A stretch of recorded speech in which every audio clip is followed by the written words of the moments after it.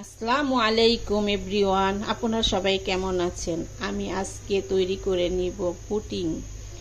দেখুন, পুডিং জন্য আমি দুধ বসিয়ে দিয়েছি। 1 লিটার গরুর দুধ, লিকুইড গরুর দুধ বসিয়ে দিয়েছি। এখন এটাকে ভালো করে জাল দিয়ে কমিয়ে নিব। আমি আগেও একটু কমিয়ে নিয়েছি, এখন আর একটু কমিয়ে নিতে হবে। এবং 1-2 কাপ চিনি দিয়ে দিচ্ছি দুধের মধ্যে। এটা ভালো করে জাল করে নিব। দেখুন, এটা আমি অর্ধেক করে নিব পুডিংয়ের জন্য।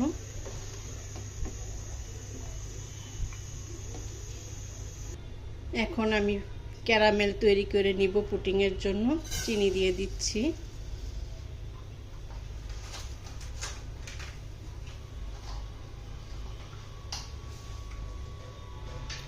দুই চামচ চিনি দিয়ে দিচ্ছি।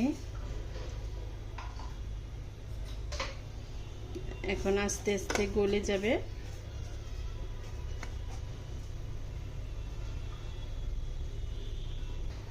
দেখুন, আমি একটু পানি দিয়ে দিচ্ছি। দেখুন, আমার ক্যারামেল এরকম গলে এরকম হয়েছে। দেখুন, আমার ক্যারামেল হয়ে গেছে, নামিয়ে নিব। হয়ে গেছে, এখন নামিয়ে নিব।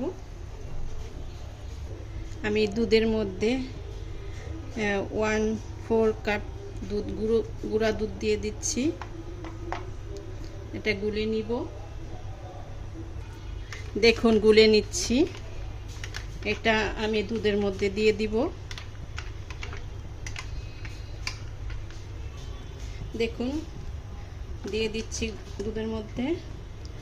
আমার দুধটা অনেকটা ঘন হয়ে এসেছে, আর একটু হবে, হলে নামিয়ে নিব। আমার দুধ হয়ে গেছে। আমি এখন 3টি ডিম নিয়ে নিচ্ছি, কেটে নিচ্ছি।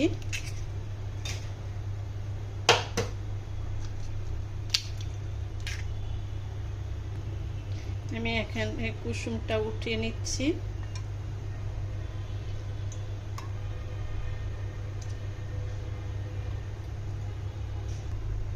আমি এখন একটা করে নিচ্ছি।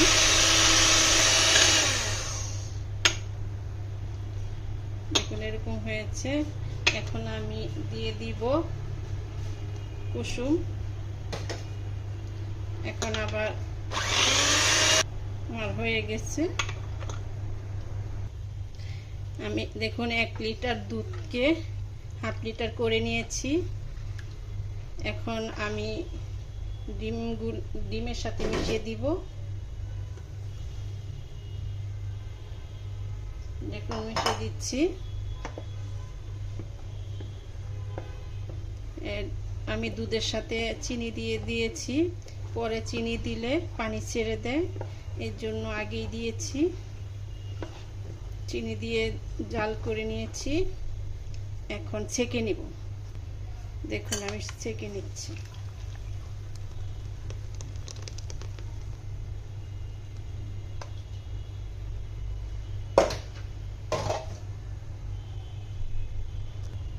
আমি যেই পাতিলা ক্যারামেল তৈরি করে নিয়েছি সেই পাতিলা এখন ঢেলে দিচ্ছি।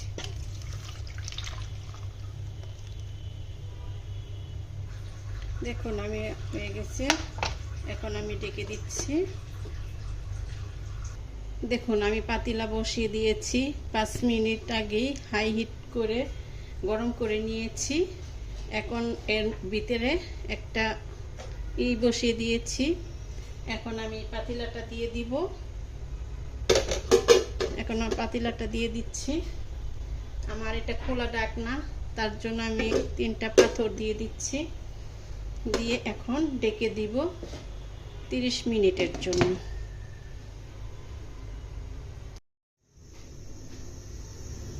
এখন আমি ঢাকনা খুলে নিচ্ছি।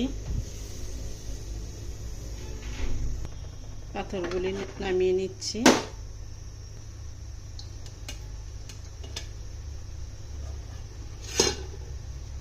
আমি এখন উঠিয়ে নিচ্ছি। এখন একটা দিয়ে দেখে নিচ্ছি হচ্ছে কিনা, ক্লিন আসতেছে।